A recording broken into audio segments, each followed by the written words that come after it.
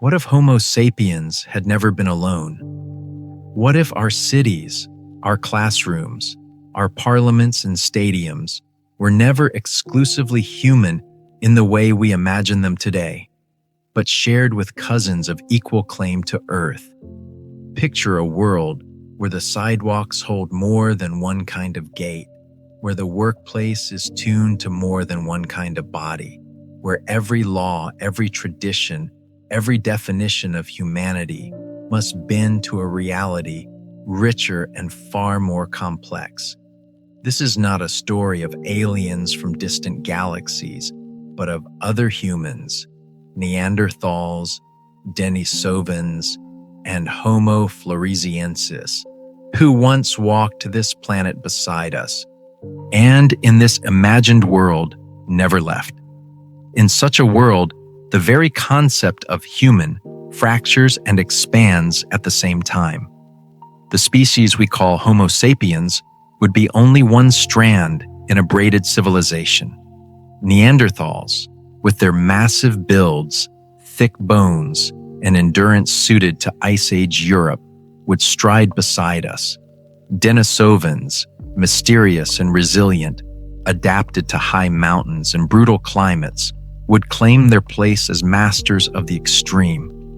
And tiny Homo floresiensis, the Hobbits of Indonesia, though small in stature, would command respect for the sharpness of their minds and the delicacy of their craft. Immediately, one sees the promise, a multi-human civilization more diverse than any culture we know. But promise never travels without peril. This world would be brighter, stranger, more creative, and more dangerous than the one we inherited. Imagine the economy first. In heavy industries, Neanderthals would dominate. Their raw strength, their capacity to lift and endure, would transform construction and mining. The skyline of Earth might be filled with towers of stone and steel impossible for ordinary Homo sapiens to raise alone. Dams carved from bedrock, bridges spanning entire seas. These would be their signature. When disaster strikes, when collapsed buildings or derailed trains trap victims under tons of rubble, it would be Neanderthal rescue teams who step forward, lifting debris barehanded, moving with the efficiency of living cranes. Shift your gaze to the frozen ends of Earth, in Antarctica, in Siberia, in the high Himalayas, where air thins and lungs burn. Denisovans would thrive. Their genetic heritage grants them the ability to extract oxygen at altitudes that would cripple most sapiens. They would become the natural pioneers of extreme frontiers, miners on icy moons, astronauts setting foot on Mars without the bulk of life support suits, explorers mapping the frozen underworld of Europa. Where sapiens falter, Denisovans would continue. Now shrink the scale to the infinitesimal. Picture laboratories filled with Homo floresiensis, barely over a meter tall, but with hands steady as sculptors and eyes trained to details we overlook. They would dominate fields requiring precision beyond the reach of average human dexterity. Microelectronics, nanosurgery, quantum circuits etched smaller than dust. These would be their kingdom. If sapiens built the machines, hobbits would perfect them. Such a world economy would be balanced not only across nations, but across species. Instead of trade agreements between countries, there would be treaties between kinds of human. Each species would hold a comparative advantage. Neanderthals in heavy labor and physical resilience, Denisovans in survival and exploration, hobbits in fine technology and detail, sapiens in coordination and abstraction.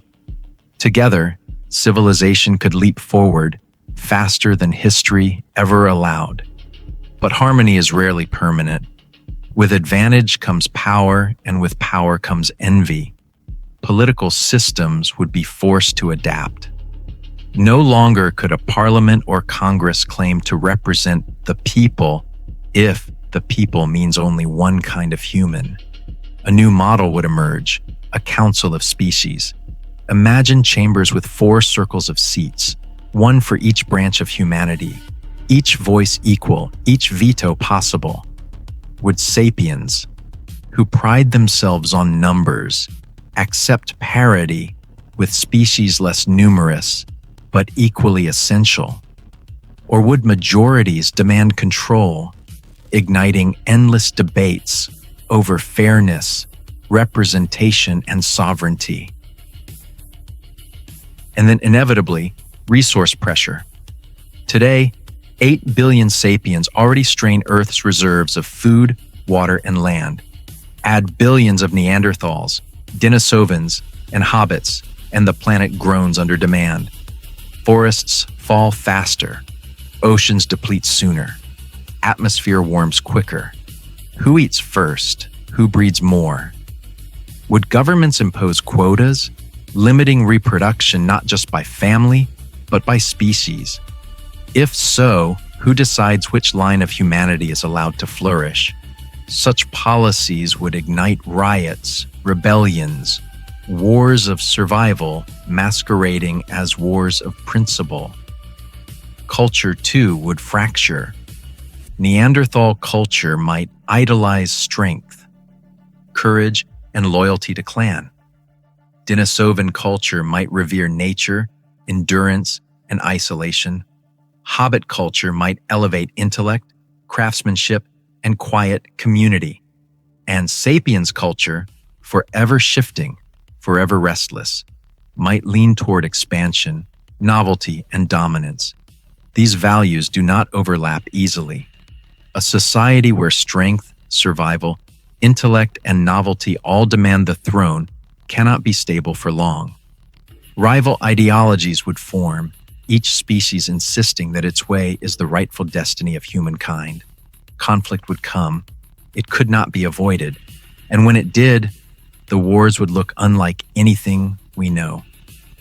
Neanderthal armies would be terrifying in their directness, lines of bodies moving as walls of muscle, crushing all in their path. Denisovan campaigns would be wars of attrition, seizing highlands, controlling water, cutting off oxygen and food until enemies wither.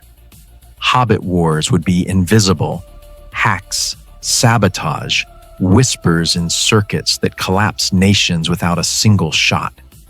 Sapiens would weave alliances, manipulate narratives, and turn enemies against each other, waging war not with fists or ice, but with stories and symbols. In such a crucible, alliances would form. Neanderthals might unite with Denisovans, strength and endurance married into unstoppable conquest. Sapiens might bargain with hobbits, trading power for precision, offering political platforms in exchange for technological supremacy. Wars would reshape the balance until exhaustion forced compromise. Out of ruin, new orders would emerge, hybrid civilizations where species share not only space, but blood. The idea of reptilian shapeshifters also resonated with a deeper cultural current, the fear of the mask. Modern life is filled with roles, performances, personas. Politicians smile while lying, corporations parade slogans while polluting, celebrities craft images while hiding struggles. The reptilian conspiracy took this unease and embodied it. It said, "The mask is not just figurative, it is biological. The smile you see may be a disguise. The hand you shake may conceal claws." In a world where nothing felt authentic, the reptilian explained authenticity's absence as invasion, and so the myth evolved once more. No longer confined to myths of temples or tunnels, it was now global, digital, interdimensional. From Schufelt's blueprints in Los Angeles To Icky's lectures in Wembley Arena, the serpent had shed another skin.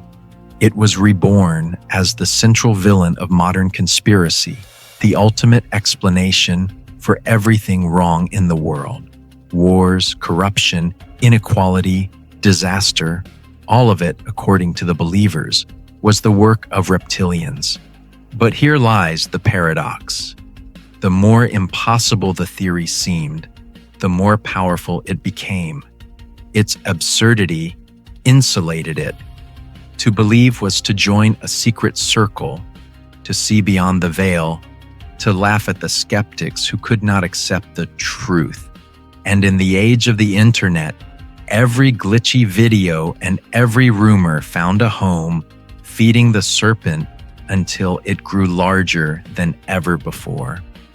By the early 2000s, the lizard people were no longer just an oddity of myth or a curiosity of Los Angeles history. They were everywhere, lurking in the corners of the collective imagination, impossible to kill, endlessly adaptable. What if Homo sapiens had never been alone? What if our cities, our classrooms, our parliaments and stadiums were never exclusively human in the way we imagine them today, but shared with cousins of equal claim to Earth? Picture a world where the sidewalks hold more than one kind of gait, where the workplace is tuned to more than one kind of body, where every law, every tradition, every definition of humanity must bend to a reality richer and far more complex. This is not a story of aliens from distant galaxies, but of other humans, Neanderthals, Denisovans, and Homo floresiensis, who once walked this planet beside us, and in this imagined world never left. In such a world, the very concept of human fractures and expands at the same time. The species we call Homo sapiens would be only one strand in a braided civilization. Neanderthals, with their massive builds, thick bones, and endurance suited to Ice Age Europe, would stride beside us. Denisovans, mysterious and resilient, adapted to high mountains and brutal climates, would claim their place as masters of the extreme. And tiny Homo floresiensis, the Hobbits of Indonesia, though small in stature, would command respect for the sharpness of their minds and the delicacy of their craft.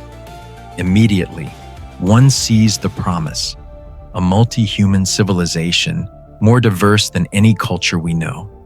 But promise never travels without peril. This world would be brighter, stranger, more creative, and more dangerous than the one we inherited. Imagine the economy first. In heavy industries, Neanderthals would dominate. Their raw strength, their capacity to lift and endure, would transform construction and mining. The skyline of Earth might be filled with towers of stone and steel impossible for ordinary Homo sapiens to raise alone. Dams carved from bedrock, bridges spanning entire seas. These would be their signature. When disaster strikes, when collapsed buildings or derailed trains trap victims under tons of rubble, it would be Neanderthal rescue teams who step forward, lifting debris barehanded, moving with the efficiency of living cranes. Shift your gaze to the frozen ends of Earth. In Antarctica, in Siberia, in the high Himalayas, where air thins and lungs burn, Denisovans would thrive.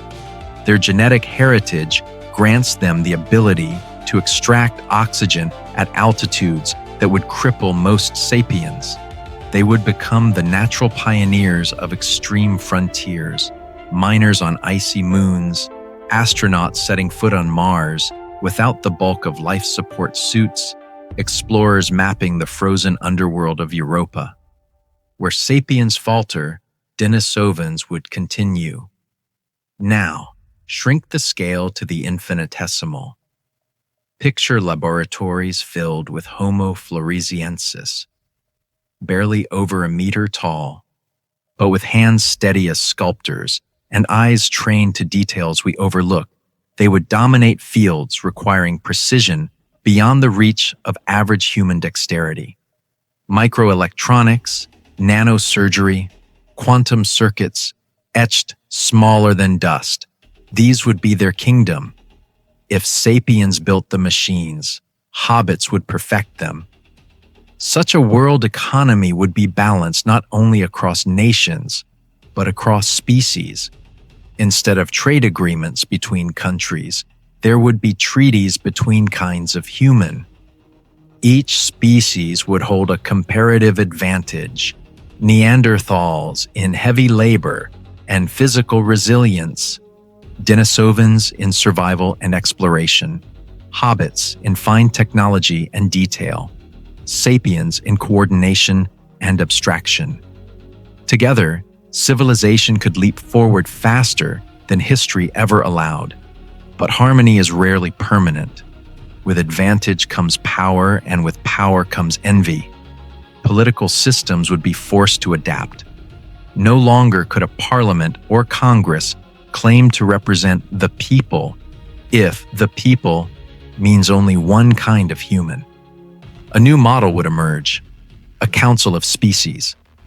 Imagine chambers with 4 circles of seats, one for each branch of humanity, each voice equal, each veto possible. Would sapiens, who pride themselves on numbers, accept parity with species less numerous but equally essential? Or would majorities demand control, igniting endless debates over fairness, representation, and sovereignty? Consider education. A single curriculum would no longer suffice. Neanderthal children might thrive in kinesthetic learning, in tasks where body and mind fuse through motion and craft. Denisovan students would flourish outdoors, under cold air, in endurance-based training where lessons are walked, not written. Floresiensis youth, gifted with precision, would master abstract puzzles and microscale projects, constructing intricate knowledge the way they construct intricate tools. A universal education system would fracture into specialized tracks, each tailored to the biology of its species. Yet integration would still be needed, for societies do not endure if their children never meet. Mixed schools, then, would emerge, where every classroom is an experiment in translation, where teachers must balance not just different learning styles, but different anatomies, senses, and thresholds of endurance. Even art would never be the same. Neanderthal art might be monumental, murals stretching across canyon walls, drums that shake the bones of mountains. Denisovan art could be elemental, shaped from wind and ice, music designed to echo across glaciers. Floresiensis art would be microscopic wonders, landscapes painted on grains of rice, entire symphonies encoded in the geometry of a bead. Sapiens, ever the synthesizers, would collect, combine, and broadcast these works into hybrid cultures where scale, medium, and meaning blend into forms we cannot now imagine. The Olympic Games would be unrecognizable. Strength events would see Neanderthals demolish records, lifting with a grace that makes machinery redundant. Endurance events would belong to Denisovans, who could run marathons at altitudes where sapiens collapse. Precision sports, archery, marksmanship, even esports would fall to the hobbits, whose micro-movements defy error. Sapiens, competitive but average, might turn towards strategy-based games, events where the mind orchestrates more than the body executes. The games themselves would become spectacles not of nations, but of species, a living display of diversity as rivalry and celebration. But the greater the diversity, the sharper the friction. Picture laws. How do you write a single code of justice for bodies so different? A Neanderthal handshake might break a Floresiensis wrist without malice. Is that assault or accident? A Denisovan, accustomed to 50 degrees heat, may leave a sapiens child to play in snow until skin burns. Is that negligence or custom? The law would not be a neutral fabric, but a patchwork constantly stretched and resewn to cover anatomy and culture that refused to align. Entire legal systems would evolve, specializing in cross-species justice. Courtrooms filled not with juries of peers, but juries of species, where balance is harder than truth, and then, inevitably, resource pressure. Today, 8 billion sapiens already strain Earth's reserves of food, water, and land. Add billions of Neanderthals, Denisovans, and Hobbits, and the planet groans under demand. Forests fall faster, oceans deplete sooner, atmosphere warms quicker. Who eats first? Who breeds more? Would governments impose quotas, limiting reproduction not just by family but by species? If so, who decides which line of humanity is allowed to flourish? Such policies would ignite riots, rebellions, wars of survival masquerading as wars of principle. Culture, too, would fracture. Neanderthal culture might idolize strength, courage, and loyalty to clan. Denisovan culture might revere nature, endurance, and isolation. Hobbit culture might elevate intellect, craftsmanship, and quiet community. And sapiens culture, forever shifting, forever restless, might lean toward expansion, novelty, and dominance. These values do not overlap easily. A society where strength, survival, intellect, and novelty all demand the throne cannot be stable for long. Rival ideologies would form, each species insisting that its way is the rightful destiny of humankind. Conflict would come. It could not be avoided, and when it did, the wars would look unlike anything we know. Neanderthal armies would be terrifying in their directness, lines of bodies moving as walls of muscle, crushing all in their path. Denisovan campaigns would be wars of attrition, seizing highlands, controlling water, cutting off oxygen and food until enemies wither. Hobbit wars would be invisible, hacks, sabotage, whispers and circuits that collapse nations without a single shot. Sapiens would weave alliances, manipulate narratives, and turn enemies against each other, waging war not with fists or ice, but with stories and symbols. In such a crucible, alliances would form. Neanderthals might unite with Denisovans, strength and endurance married into unstoppable conquest. Sapiens might bargain with hobbits, trading power for precision, offering political platforms in exchange for technological supremacy. Wars would reshape the balance until exhaustion forced compromise. Out of ruin, new orders would emerge, hybrid civilizations, where species share not only space, but blood. And here the most unsettling thought, hybridization. Already in our real history, sapiens carry Neanderthal DNA, and certain populations hold Denisovan genes. Extend this in a world of coexistence, and interbreeding becomes a norm, not an exception. The boundaries between species blur, giving rise to new humans, children with Neanderthal strength, Denisovan endurance, Hobbit precision, and sapiens creativity. Evolution would not wait for nature's slow hand. It would be driven by desire, by necessity, by design.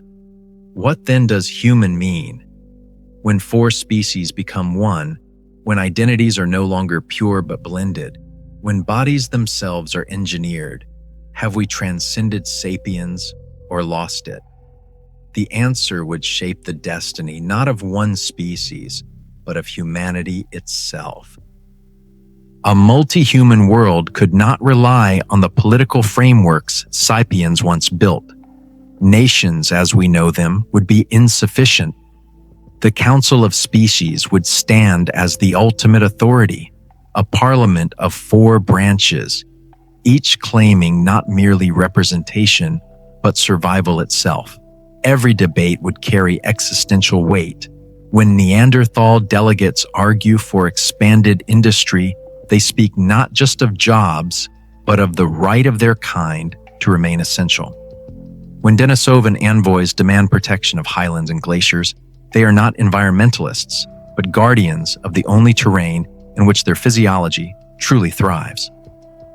When Floresiensis representatives insist on regulation of advanced technologies, they are not pedantic, but desperate to preserve the domain where their small, precise bodies give them an edge.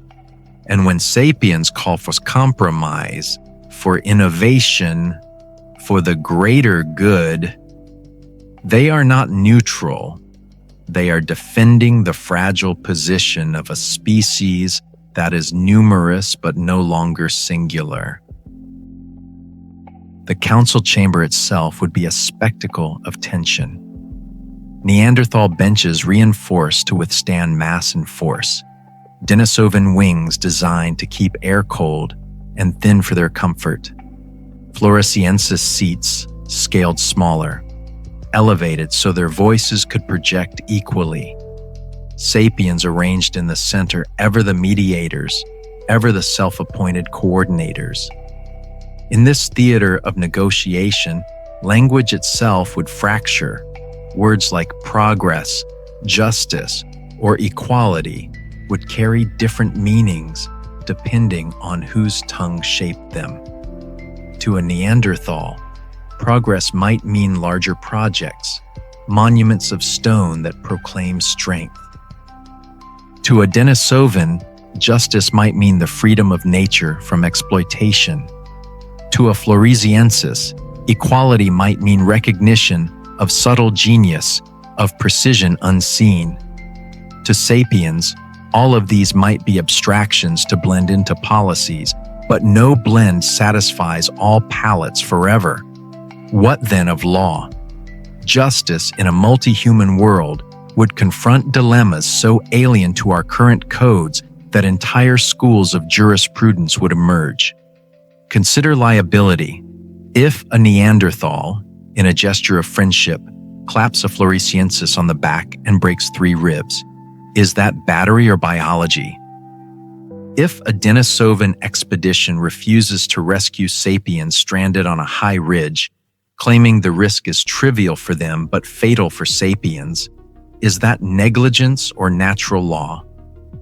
If a Floresiensis programmer designs an algorithm that inadvertently destabilizes Neanderthal labor markets, is that sabotage or innovation? Courts would not be mere instruments of fairness. They would be laboratories of coexistence, crafting precedents from contradictions. Judges would become interpreters not just of statutes, but of biology and culture. The very idea of equality under law would be stretched until it threatened to snap.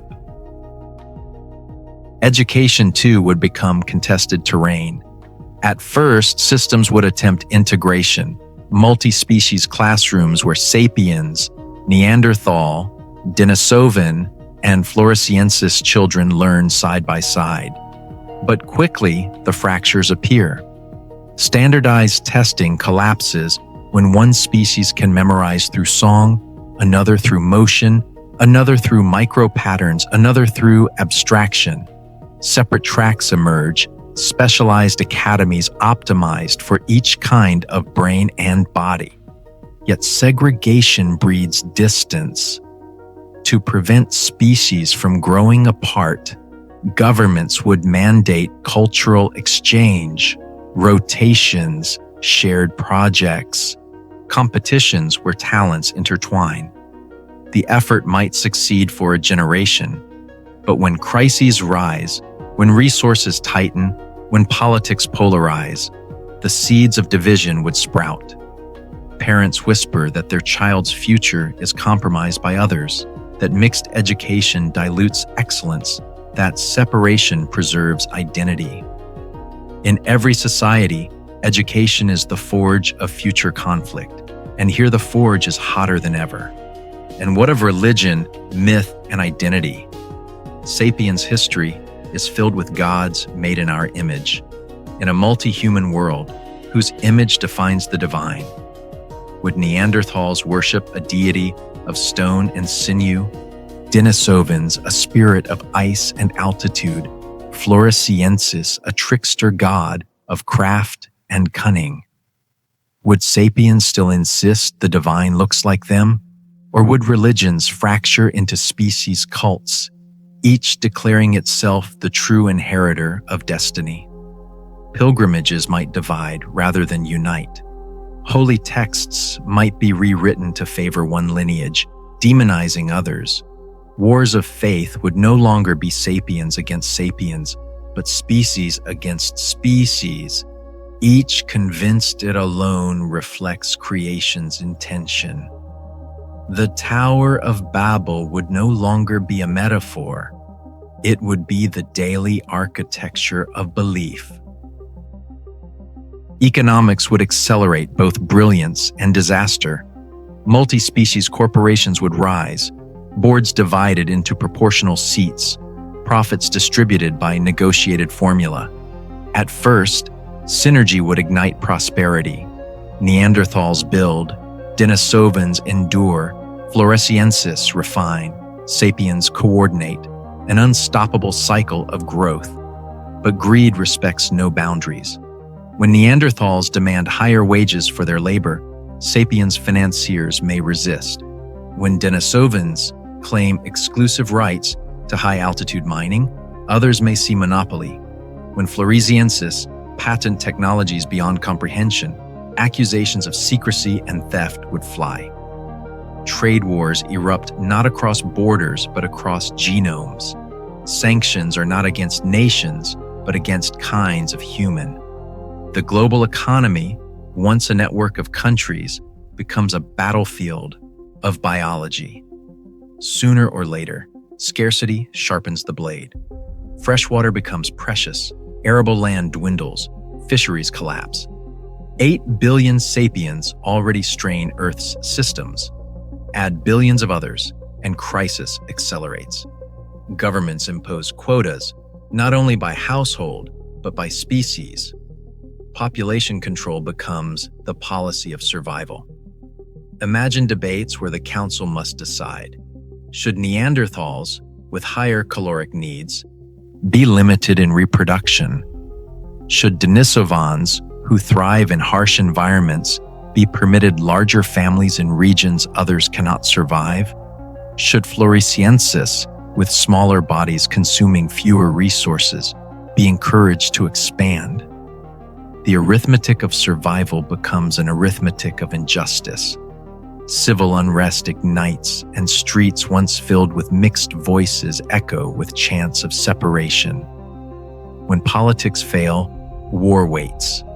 Each species would fight as it evolved. Neanderthals, heavy and coordinated, form shock battalions, walls of muscle and bone sweeping battlefields clean. Denisovans, masters of endurance, seize mountain passes, freeze supply lines, starve enemies slowly. Floresiensis wage invisible war, sabotage in circuits, poison in data, silence in networks, until whole nations blink into blindness. Sapiens deploy strategy, propaganda, diplomacy turned into weapon, pitting species against each other, exploiting rivalries, spinning narratives where others appear monstrous. The battlefield would not be one war but many, overlapping, each fought by the logic of a different body, a different mind, Yet total victory eludes all. Neanderthals cannot thrive in deserts. Denisovans cannot live at sea level forever. Floresiensis cannot overwhelm with numbers. Sapiens cannot match in specialized domains. Stalemate forces negotiation. But negotiation, repeated through generations, evolves into something else. If separate survival proves impossible, integration becomes the only path. Hybrids are born, first in secret, then in scandal, finally in acceptance. Children who inherit Neanderthal strength, Denisovan lungs, Floresiensis dexterity, and Sapiens creativity. The hybrids do not fit old categories, they disrupt them. As their numbers grow, identity shifts from which species are you to how much of each flows in your veins. The Council of Four faces obsolescence, overtaken by the reality of one. And here lies the most haunting paradox. The multi-human world begins in diversity, but its trajectory points toward convergence. Hybridization, once taboo, becomes necessity. Genetics becomes politics. Biology becomes ideology. Those who resist mixing cling to purity, demanding separation, founding enclaves where Neanderthals remain Neanderthal. Denisovans remain Denisovan, but enclaves shrink while hybrids multiply. Within centuries, the Earth is populated not by four species, but by one new kind, post-human, a synthesis forged not by nature's slow drift, but by history's brutal acceleration. The question then turns, what is lost and what is gained? Diversity, once celebrated, fades into memory.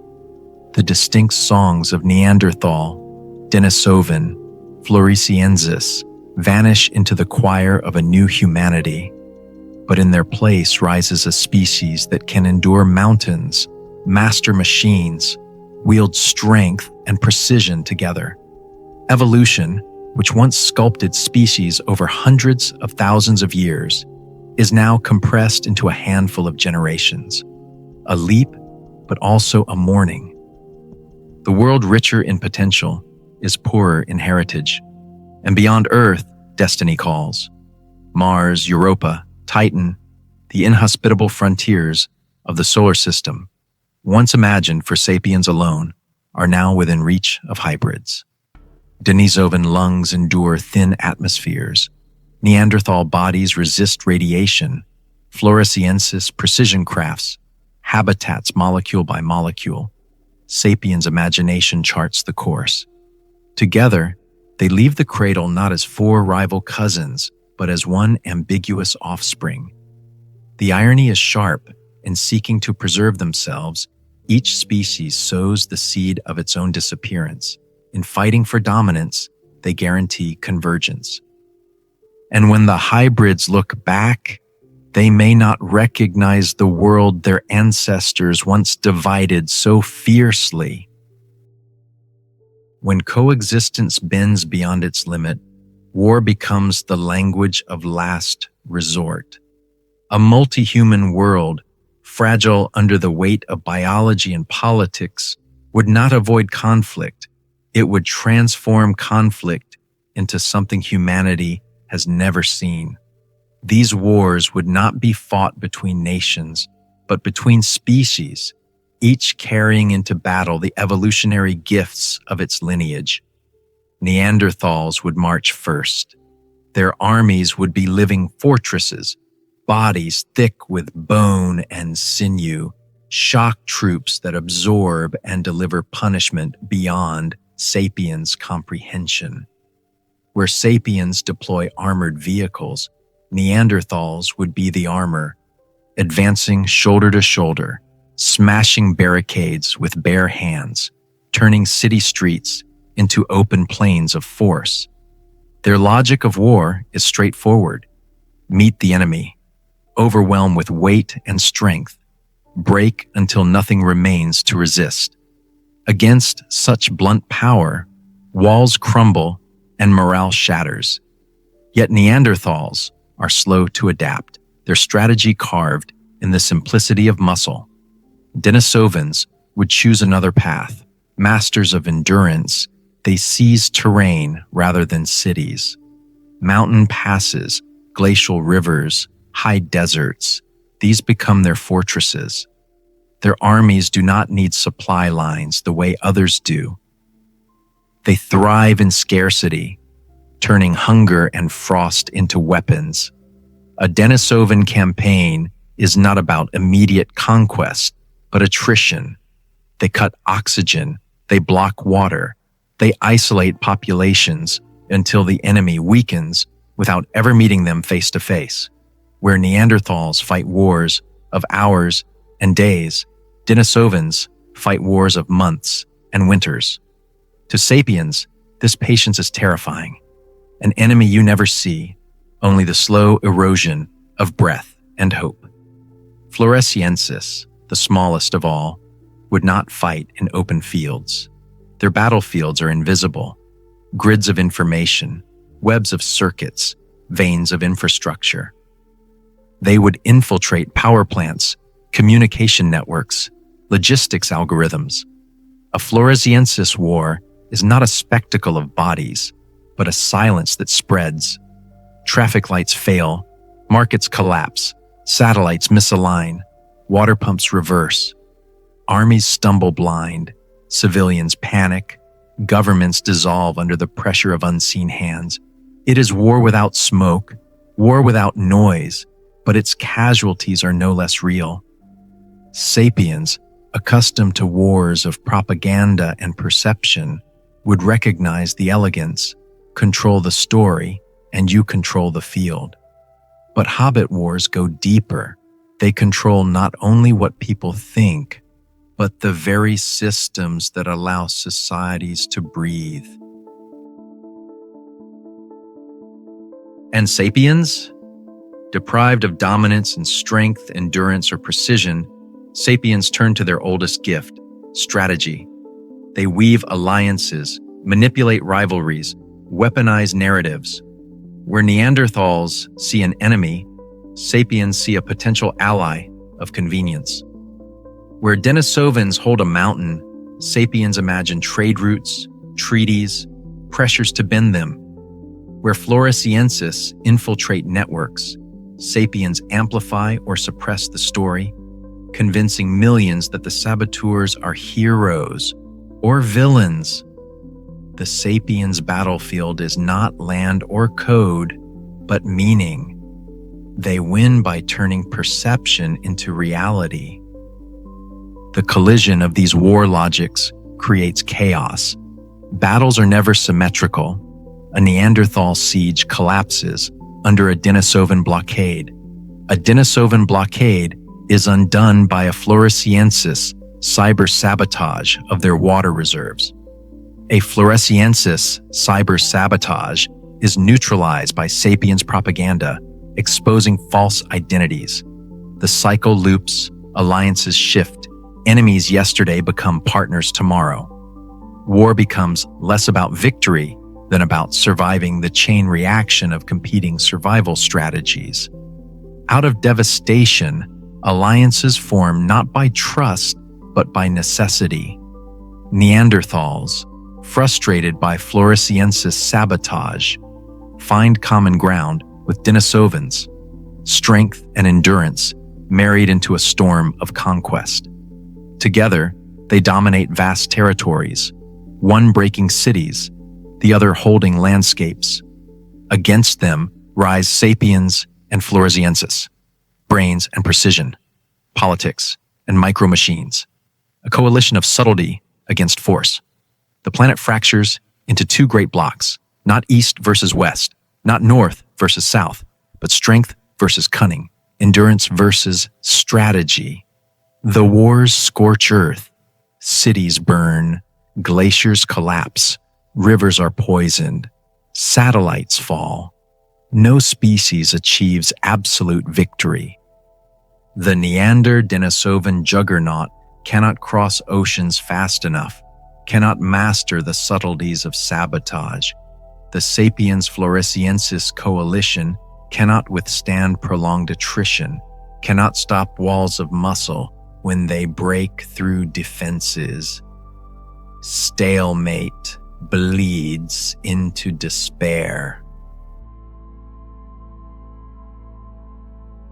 And in despair, another idea emerges, at first whispered in laboratories, then shouted in forums, then codified in desperate policy: hybridization. If separate species cannot outlast one another, then survival demands fusion. The very diversity that made war inevitable becomes the raw material for a new kind of human. Scientists, politicians, and desperate parents all converge on the same answer: children who are not one species, but many. At first, hybrids are anomalies.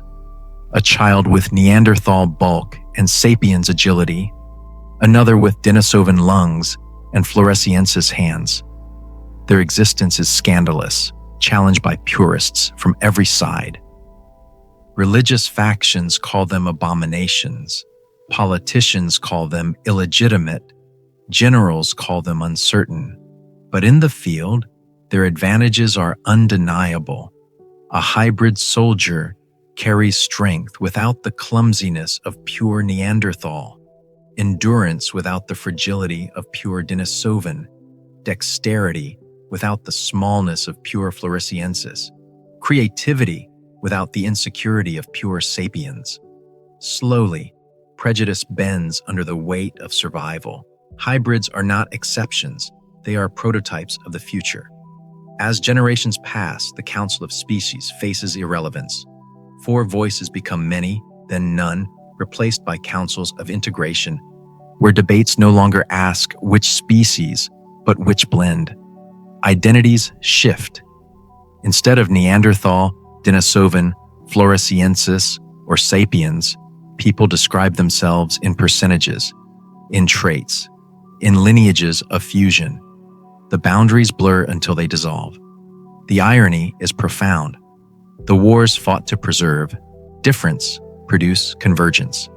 The conflicts meant to defend identity create its erasure. Humanity enters a new epoch, the era of the post-human. And what does this new species look like? Imagine bodies sculpted not by natural selection's glacial pace, but by deliberate combination. Stronger than Neanderthal, yet more agile. Hardier than Denisovan, yet more versatile. More precise than Floresiensis, yet scaled for all tasks. More imaginative than sapiens, yet anchored in the wisdom of their cousins. Eyes adapted for dim light. Lungs that thrive in thin air. Hands steady enough for surgery on the scale of atoms. Minds wired for both detail and abstraction. Such beings would no longer be tied to Earth. They would be the first true interplanetary pioneers, capable of surviving in places that sapiens could only dream of. Mars would not need terraforming for them. They would be the terraformed species. Europa's frozen oceans, Titan's methane skies, even the emptiness of orbit itself would bend to their resilience. The transition would not be peaceful. Purists in every species would resist, building enclaves where the old identities remain. Neanderthals who refuse dilution, Denisovans who guard their mountain purity, Floresiensis who see blending as theft, sapiens who cling to old supremacy. But enclaves shrink as generations unfold. Hybrids multiply, not because ideology wins, but because biology favors adaptability. The future belongs not to the strongest, nor to the most numerous, but to the most adaptable. And so the definition of human shifts again. Humanity is no longer a family of species, but a single offspring of all. Yet this unity carries a cost, the disappearance of distinct voices. The Neanderthal drums fall silent. The Denisovan breath chants fade in the wind. The Floresiensis micro-art vanishes into forgotten museums. Sapiens' restlessness, once defining, dissolves into a broader calm. The new humanity gains survival, but loses heritage, a gain of future, a loss of memory. From here, the path stretches outward. The solar system, then the stars. Humanity leaves Earth not as sapiens alone, but as something else entirely. And when these hybrids, these post-humans, look back at the planet where it began, what will they see? A cradle of four voices, once divided, once united, now silent. The story of Earth becomes the story of convergence, the long inevitability of becoming one. When hybrid humanity becomes the norm, the world must reinvent itself from the ground up. The Council of Species collapses, for there are no longer four distinct peoples to represent. In its place rises the Assembly of Integration, a government not of separate voices, but of blended ones. Representation is no longer about bloodlines, but about functions, capabilities, and traits. Citizens are categorized not by ancestry, but by contribution. Those with enhanced endurance oversee exploration. Those with precision guide technology. Those with strength maintain infrastructure. Those with imagination lead cultural synthesis. The political axis shifts from species to specialization, from heritage to purpose. Education transforms again. No longer designed for Neanderthal, Denisovan, Floresiensis, or sapiens separately, it now must address children who carry mixtures of all. Schools abandon standardized models entirely, instead offering modular systems that adapt to the biology of each child. Some students require high oxygen environments for optimal learning.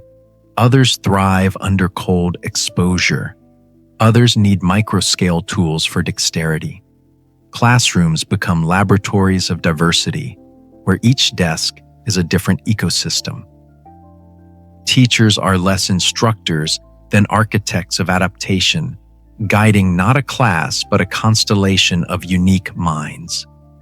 Culture becomes unrecognizable compared to the sapiens world. Art loses the sharp boundaries of medium and scale. Hybrid artists combine monumental and microscopic, endurance and delicacy. A single performance might feature symphonies composed for lungs that can sustain a note for minutes, sculptures carved with strength enough to bend steel, and paintings no larger than a dust mote but visible through augmented lenses. Audiences no longer ask who made this, but what combination made this. Identity shifts from singular authorship to collaborative hybridity. The myth of the lone genius dies, replaced by the myth of synthesis. Technology, too, accelerates beyond sapiens' limits. Hybrids inherit Floresiensis precision, Denisovan tolerance for harsh environments, Neanderthal strength, and sapiens' creativity. Micro-machines once assembled under microscopes are now built by hand. Spacecraft hulls once requiring robotic assistance are forged by muscle alone. Bioengineering itself becomes a cultural craft, families designing children not only for health, but for traits aligned with ambition.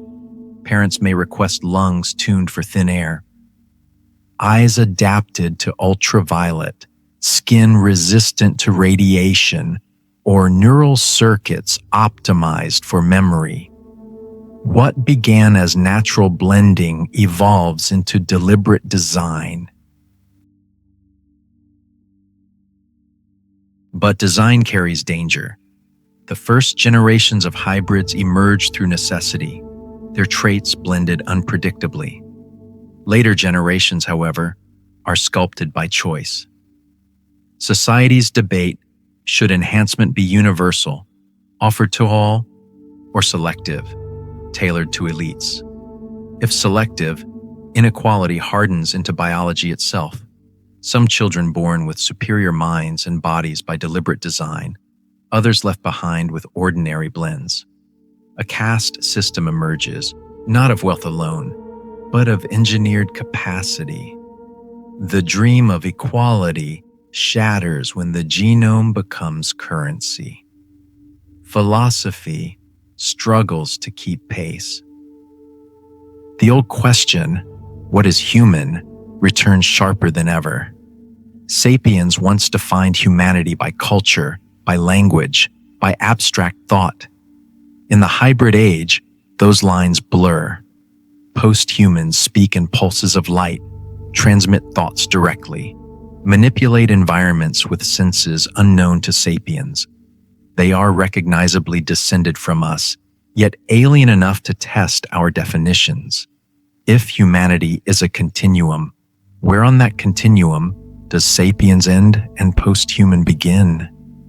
If the answer is that sapiens is obsolete, then history itself becomes a prologue to something else. Religion fractures under this pressure. Faiths that insisted the divine-shaped sapiens in its image must reckon with beings who surpass sapiens in every capacity. Some traditions proclaim the hybrids as angels, fulfillments of prophecy, evidence of evolution guided by divine intent. Others denounce them as false creations, abominations of pride, warnings of Babel repeated. New religions arise around the very act of design, worshiping the genome as scripture, laboratories as temples. The sacred shifts from heaven to inheritance, from sky to cell. Economics enters a new dimension. With hybrids able to thrive in hostile environments, Earth's resource map expands. The deep ocean, once hostile to sapiens, becomes habitable. Deserts bloom under the care of lungs that withstand extreme heat. The stratosphere becomes a workplace for those immune to low oxygen. Mining shifts to asteroids, colonies rise on Mars and Titan. The economy no longer measures in GDP alone, but in range of habitable zones. The more environments humanity can occupy, the richer the species becomes. Earth becomes only one node in a planetary network. But with expansion comes fragmentation. Colonies distant from Earth adapt in isolation. After a few centuries, Martian hybrids differ from Earth hybrids. Titan settlers diverge further. Europa dwellers evolve uniquely. Human diversity, once collapsed into one, now fans outward into dozens of branches. A paradox unfolds. Diversity lost through convergence is reborn through divergence. Humanity repeats its old cycle, unity giving way to plurality. But this time, the branches are not four, but infinite. And here emerges the deepest danger. Not extinction, but irrelevance. Sapiens once feared annihilation by rival species. Now, the fear is subtler, that sapiens will persist, but only as a forgotten ancestor, a primitive root of a vast evolutionary tree. Future beings may look back at sapiens the way we look at Australopithecus, curious but obsolete. Museums will display skeletons labeled Homo sapiens, visitors marveling at how fragile, how limited, how astonishingly successful yet temporary this form once was. Yet even irrelevance is not the end. History suggests that when one form of humanity fades, another rises. The question is not whether sapiens survives, but whether the values we call human, empathy, creativity, meaning, survive with us.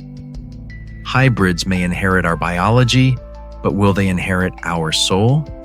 If they do, then sapiens lives on, not in form but in essence. If not, then our extinction is more than physical. It is the loss of what we believed made us human at all. And so, the story of a multi-human Earth leads inexorably to the threshold of post-humanity. What began as coexistence among cousins ends as a question of transcendence. Can humanity design itself into something greater without designing itself out of existence? Every leap forward carries its shadow. In the hybrid age, where humanity takes evolution into its own hands, the promise of transcendence is matched by the peril of collapse. Progress is not a straight line. It is a gamble, and sometimes the dice fall against us. The first danger is biological fragility. Natural evolution, slow and merciless, weeds out what cannot endure. But artificial design lacks this patience. Parents and governments engineer children for desired traits: strength, endurance, intellect, without always knowing the hidden costs. A modification that enhances oxygen efficiency might also increase vulnerability to cardiovascular disease. A neural enhancement for memory may predispose to seizures. The very genes that once carried survival in one environment may prove toxic in another. What evolution would balance over millennia, society imposes in a single generation. Mistakes ripple quickly, multiplied not by centuries, but by births. There are warnings even in our real history. Genes inherited from Neanderthals have been linked to heightened risks of autoimmune disorders. Certain Denisovan alleles correlate with conditions like type 2 diabetes and vascular disease in sapiens populations today. What once gave advantage in harsh Ice Age environments now lingers as liability in modern cities. Extend this principle into the hybrid future and the consequences magnify. Hybrids may inherit combinations never tested by nature, producing bodies brilliant in some domains but brittle in others. Medicine becomes a permanent triage, racing to patch what ambition unleashes. The second danger lies in inequality. As genetic engineering grows more sophisticated, access becomes the new frontier of privilege. Wealthy families design children with superior physical and cognitive traits, while the poor must rely on chance. Over generations, biology itself stratifies society. The upper castes are not merely richer, they are stronger, healthier, longer-lived, and smarter by design. Democracy falters when votes belong to unequals, when some citizens are engineered to outthink, outlast, and outmaneuver others. A biological aristocracy rises, not of bloodlines, but of laboratories. This inequality does not remain passive. Designed elites begin to see themselves as fundamentally different, not just socially, but ontologically. They ask, why should those less capable, less engineered, hold equal rights? Why should resources be shared with those who lag behind in both body and mind? The old struggles of class and race are amplified into something deeper, a division of species within the species. Civil strife erupts not between Neanderthal and sapiens, Denisovan and Floresiensis, but between the designed and the undesigned, the enhanced and the ordinary. The third danger is cultural disintegration. As hybrids diverge, so too do values. One faction enhances for endurance, raising generations bred for exploration of space. Another enhances for intellect, producing minds tuned to abstraction and logic, but detached from empathy. Another enhances for strength, cultivating soldiers and laborers optimized for physical dominance. Soon, the cultural language of humanity fragments into specialized dialects of purpose. Empathy withers when minds and bodies differ too greatly. Where once we asked, what does it mean to be human? Now we ask, what does it mean to be compatible? Incompatibility breeds isolation. communities of enhanced humans separate, designing environments suited only to themselves. Cities optimized for giant frames exclude the delicate. Habitats tuned for oxygen-thrifty lungs suffocate those without. Neural networks of telepathic communication leave behind those whose brains were not rewired. Segregation reappears, not by law, but by biology. The dream of one humanity dissolves into a patchwork of customized lineages, each living in worlds the others cannot enter. And then, the most chilling possibility: evolutionary dead ends.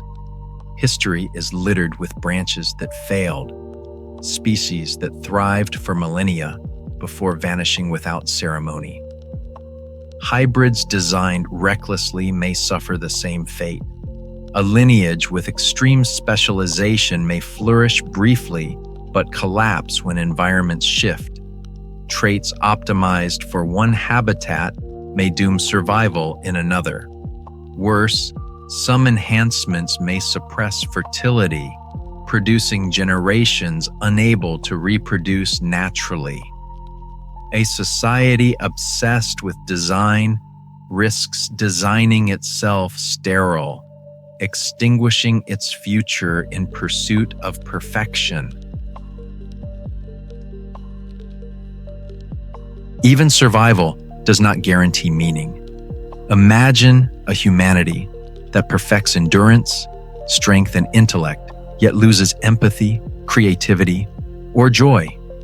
A species that lives longer, works harder, solves more equations, but forgets why life is worth living. Evolution's harshest punishment is not extinction, but emptiness, survival stripped of purpose. A humanity that engineers away its flaws may also engineer away its soul. Technology magnifies these dangers. Artificial intelligence, merged with hybrid biology, creates entities that blur the line between organism and machine. Neural implants extend thought, but also expose minds to manipulation. Genetic edits spread virally through engineered viruses, altering populations without consent.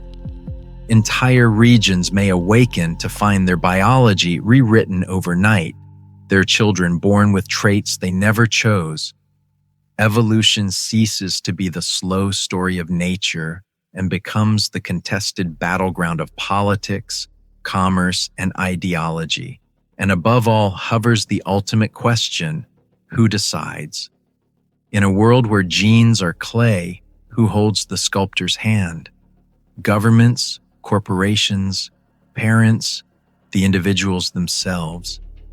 Each choice carries consequences for generations unborn. Every edit echoes into the future, shaping not only bodies, but destinies. Mistakes cannot be recalled. They become bloodlines. Power over evolution is power over existence itself. In the wrong hands, it is indistinguishable from tyranny. Thus, the multi-human dream, once radiant with diversity, ends in uncertainty. Humanity survives, yes, but in what form? As a chorus of hybrids united by adaptability? As fractured castes engineered into irreconcilable destinies? As sterile lineages extinguished by hubris? Or as something beyond recognition, post-human in body and in spirit? The answer cannot be predicted. It depends not on biology alone, but on wisdom, on whether we learn that strength without compassion, intelligence without humility, progress without restraint, all carry the seeds of downfall. History has always whispered the same lesson. The survivors are not the strongest, not the swiftest, but the most adaptable. Yet adaptability is not merely genetic. It is moral, cultural, philosophical. If post-humans adapt only in body, but not in soul, then they may win every battle and still lose the war of meaning. And if sapiens, fragile though we are, manage to pass down our empathy, our imagination, our hunger for wonder, then even if our form vanishes, our essence may endure. When Earth becomes too small for hybrid humanity, the sky no longer represents a dream, it becomes a destination. Colonies rise first on Mars, carved into canyons and shielded beneath domes. Denisovan lungs adapted to thin air thrive here, carrying forward a legacy once forged on Himalayan plateaus. Neanderthal strength lays the foundations, bending steel under low gravity as easily as they once lifted stone.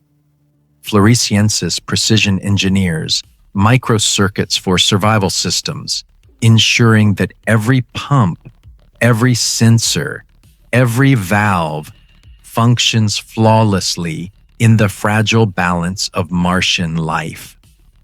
Sapiens' imagination stitches it all together into myth. Mars as the second cradle, the proving ground for a species reborn. But Mars is only the beginning, Jupiter's icy moon. Europa becomes home to those who embrace endurance. Subterranean oceans, sealed under kilometers of ice, demand both technological ingenuity and bodies resilient to pressure and cold. Titan, Saturn's haze-covered moon, attracts those engineered for tolerance of exotic chemistries. Its methane lakes glimmer with promise to those who see energy in every molecule. Asteroids become mining colonies, habitats carved into rock, spun for gravity, populated by those who require little but thrive on resource extraction. The solar system itself becomes a map of adaptation, each branch of humanity sculpted by its chosen environment. Distance breeds divergence. The Martian hybrid, adapted to gravity 1/3 that of Earth, develops elongated limbs and delicate frames, efficient but brittle under Earth's pull. European settlers, shaped by darkness and pressure, evolve eyes larger and more sensitive, skin pale and reinforced. Titan-born humans, immersed in methane-rich atmospheres, experiment with metabolic pathways unfamiliar to Earth biology. Over centuries, these differences deepen. Colonists no longer consider themselves simply human. They are Martians, Europans, Titanics, asteroid kin. Their identities anchor in the soil, the ice, the skies of their new homes. Communication delays stretch across millions of kilometers. Cultures drift, languages splinter, shaped by local environments, technological dialects, and isolation. Martian speech grows clipped and efficient, tuned to the economy of air. European languages evolve into a resonance of low tones, adapted to echo beneath ice caverns. Titan speech carries layered metaphors of haze, shadow, and reflection. Even the very rhythm of thought bends to the rhythm of environment. Within a few centuries, cultural compatibility wanes. Trade binds them for a time. Earth exports knowledge and heritage. Mars delivers metals. Europa shares water. Titan contributes energy. But as each colony grows self-sufficient, the ties weaken. What begins as unity devolves into rivalry. Earth insists on leadership as the ancestral home. But Martians argue that distance has made them stronger, that they no longer need Earth's guidance. Europans declare sovereignty, citing their harsh adaptation as proof of independence. Titanics, confident in their chemical ingenuity, begin to dream of empires beyond the solar system.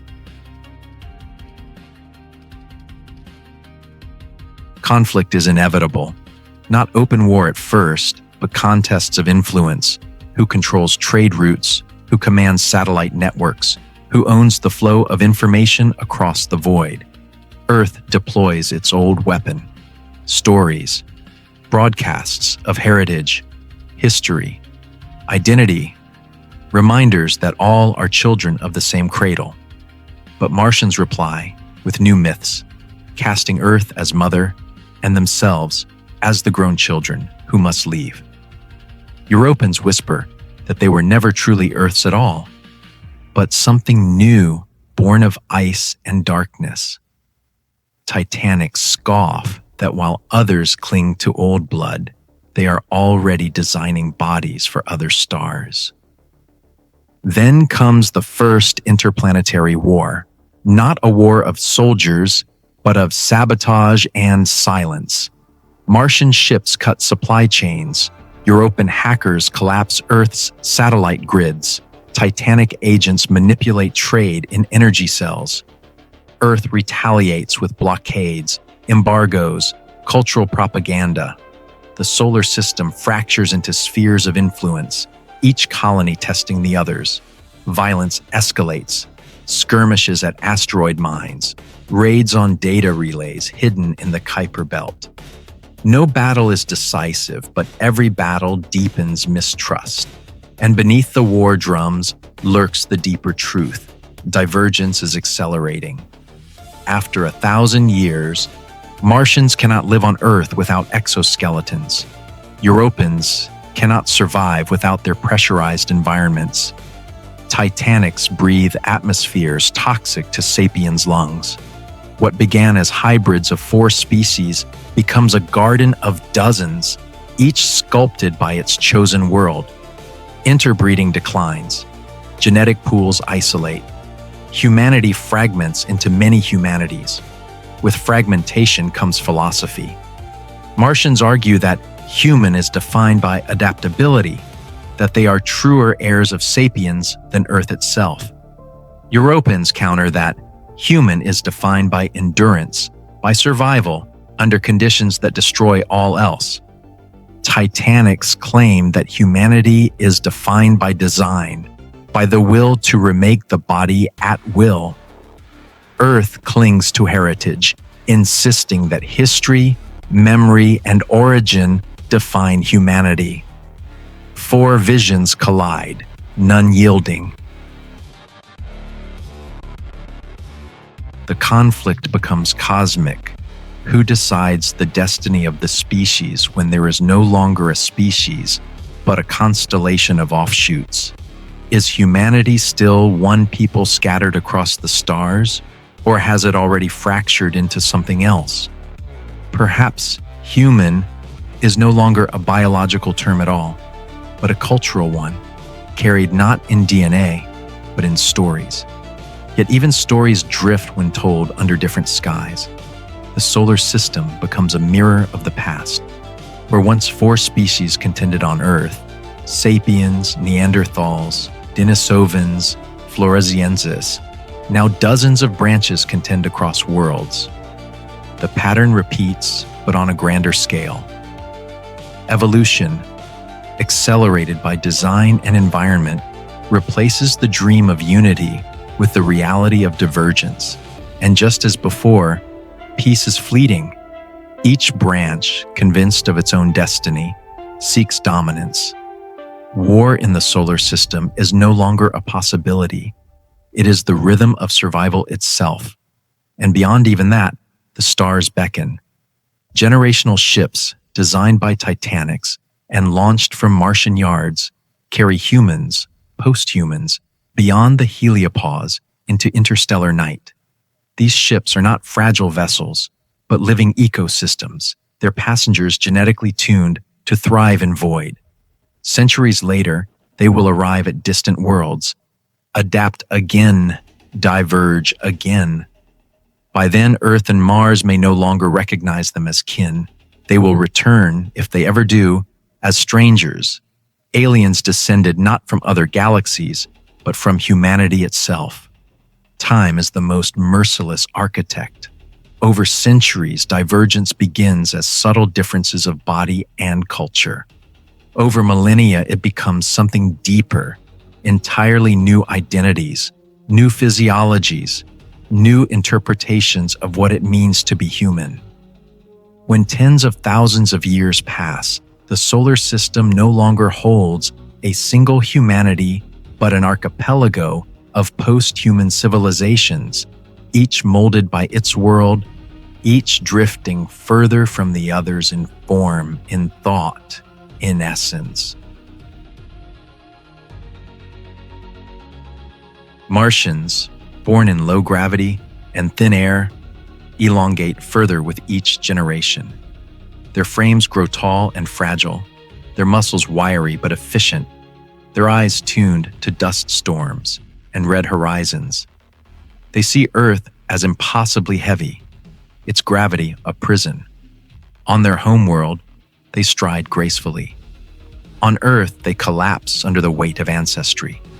For them, humanity means adaptation to scarcity, to endurance on a planet that offers only survival through ingenuity. Europans, dwelling in subterranean oceans, evolve under pressure and darkness. Their bodies thicken, their skin pale and luminous, their eyes vast to drink what little light filters through ice. They develop sonar-like senses, echoing through caverns of frozen water, their speech a resonance of clicks and tones. To them, humanity is no longer vision and fire, but sound and flow, community defined not by sight, but by vibration. Titanics, sculpted by methane skies and chemical seas, become something stranger still. Their metabolisms diverge, processing elements toxic to sapiens' biology. Their skins darken and toughen against exotic atmospheres, their bodies tuned to thrive in temperatures where water is stone. To them, humanity is no longer about biology inherited from Earth, but about deliberate design, plasticity of form, mastery of chemistry, freedom to remake the body as easily as tools. And Earth?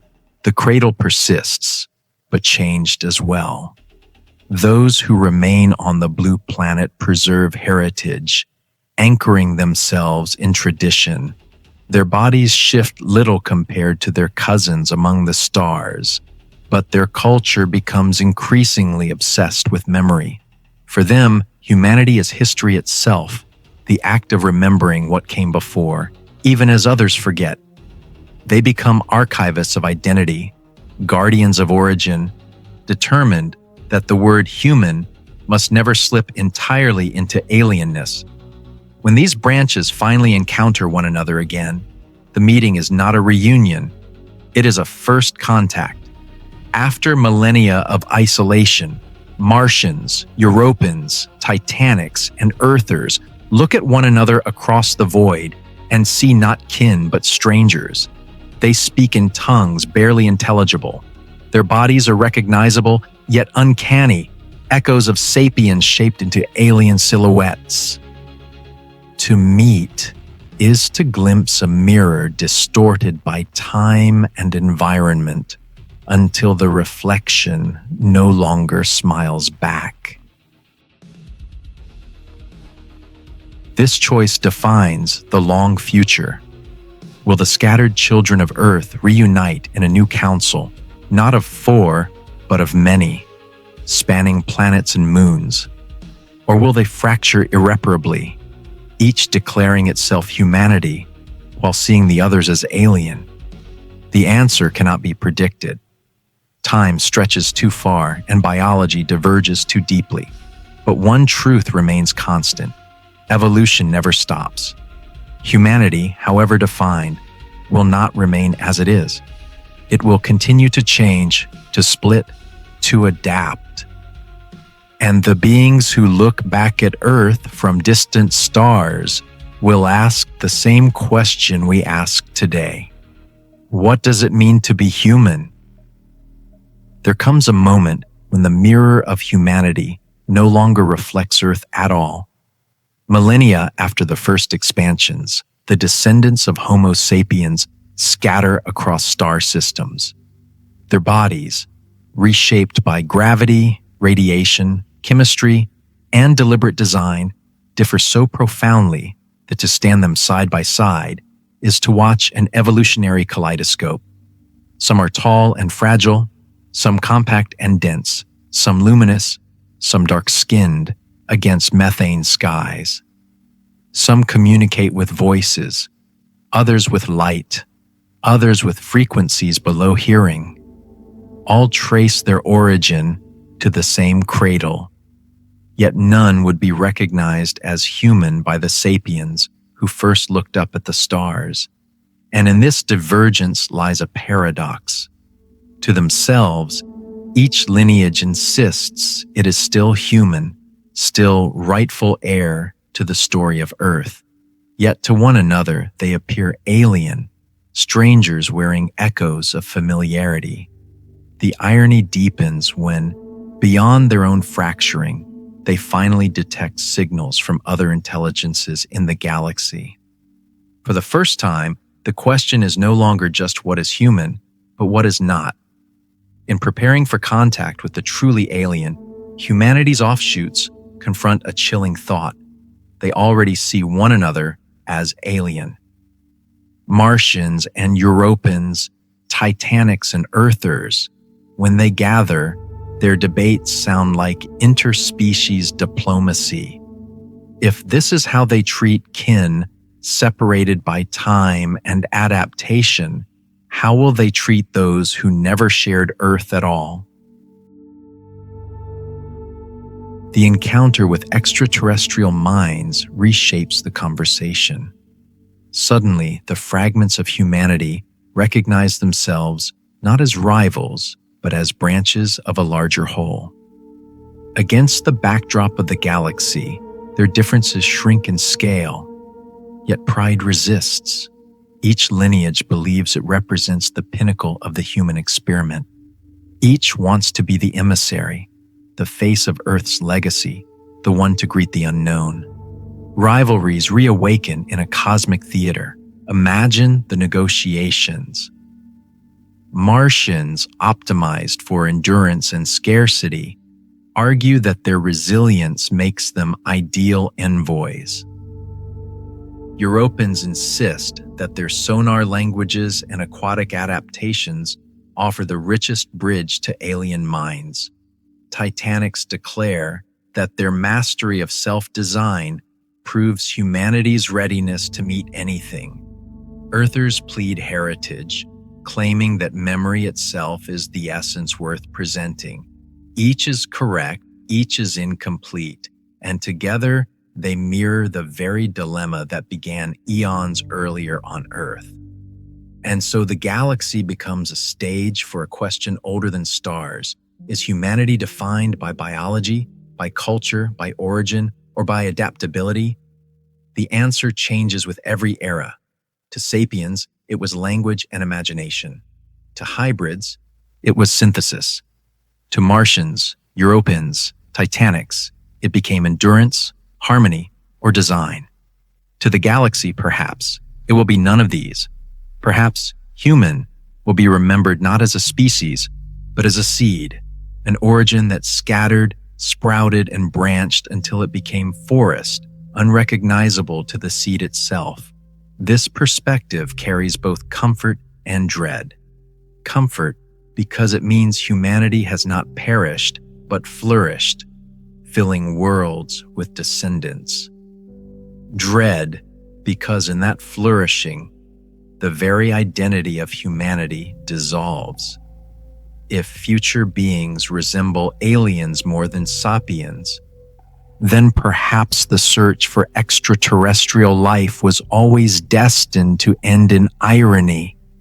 The aliens we discover are ourselves, seen across the gulf of time and adaptation. Civilizations may rise that look upon Earth with curiosity, not reverence. To them, sapiens fossils are quaint relics, just as Australopithecus skulls are to us. They will excavate our ruins, interpret our stories, and debate whether we were truly intelligent or merely a stepping stone toward themselves. In their museums, sapiens will be labeled with cold precision, an early branch of the human lineage, technologically inventive but biologically fragile, extinct by obsolescence, rather than catastrophe. And yet, even in that fading, something remains. For woven into every hybrid, every Martian, every European, every Titanic is a fragment of sapiens, a turn of phrase, a rhythm of thought, a trace of DNA, tiny sparks that refuse to vanish. In this way, sapiens endures not as a dominant form, but as a whisper inside its children. Perhaps that is the true legacy, not to remain unchanged, but to seed change endlessly. The cycle is complete. Once on Earth, sapiens wondered what might have been if Neanderthals, Denisovans, and Floresiensis had survived. That question expanded into wars, into hybridization, into divergence across worlds. Now, far in the future, descendants ask another question. What does it mean that sapiens themselves are gone, absorbed into a chorus too vast to recognize? The answer is not fixed. It shifts with every era, every star, every form that calls itself human. And so the final lesson emerges. Evolution does not preserve identity. It preserves adaptability. The story of humanity is not one of permanence, but of transformation. To be human is not to look a certain way, or to carry a certain genome, or even to live on a certain planet. To be human is to change, to survive by becoming something else, even when that something else no longer recognizes its origin. In the end, when future beings, descendants of sapiens yet strangers to their form, look out across the galaxy, they may not call themselves human at all. But the spark that began in Africa, that carried through fire and stone, through Neanderthal strength and Denisovan lungs, through Floresiensis craft and sapiens imagination, will still burn in them. And perhaps that spark, more than any form or name, is what it has always meant to be human. And here lies the final question. What does it mean to be human when bodies diverge beyond recognition, when languages fragment, when biology itself is remade? Is humanity a genome, a culture, a memory, or is it something deeper, something that persists through every transformation? Perhaps the answer is this: humanity is not a form, but a flame. It is not the bones of sapiens, nor the lungs of Denisovans, nor the strength of Neanderthals, nor the hands of Floresiensis. It is not even the hybrids who stride between worlds. Humanity is the spark of adaptability, the restless capacity to change, to imagine, to endure. That spark ignited when our ancestors tamed fire, when they carved tools, when they sang around caves. It flared again when species mingled, when hybrids were born, when colonies rose on alien soil. It will flare again when descendants, alien in body but kin in essence, walk under suns we have never seen. And so, the story circles back. Once, sapiens asked what might have happened if we had not been alone on Earth. The answer unfolded into visions of harmony and conflict, fusion and fracture, decline and transcendence. In the end, the truth is simpler and more profound. We were never alone. Within us lived echoes of our cousins, 2% of Neanderthal, fragments of Denisovan, whispers of Floresiensis. Within us lived the potential to become something else, again and again. The future will not remember Homo sapiens as a final form. It will remember sapiens as a beginning, a seed. Seeds do not endure unchanged. They break open, dissolve, and vanish into the growth they release. To be human is to be temporary in shape, but eternal in spark. One day, when beings descended from us stand on distant worlds, gazing at galaxies, they may not call themselves human. They may not recognize Earth as home. They may not resemble us in body, in language, in thought. But if they still adapt, still imagine, still create meaning in the face of emptiness, then in the deepest sense, they are still us.